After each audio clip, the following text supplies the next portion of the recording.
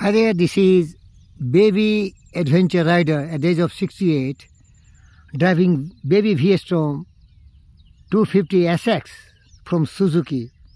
Thank you Suzuki for giving us the most affordable and the most competent bike, just like 650 XT, 800D, 1050, all these beautiful adventure bikes.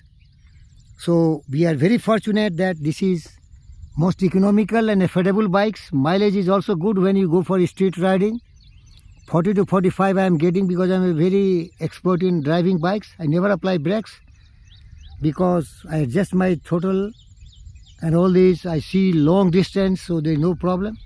Now some skills: slow speed, making U-turn, making circle, and taking the bikes in the figure 8.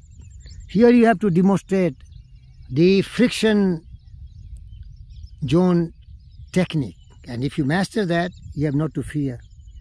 Never be fear. The power of the bike is loading the engine, transferring the power to the rear wheel, and as long as there is a power in the rear wheel, the bike will never dip down, never drop, never fall, never stall.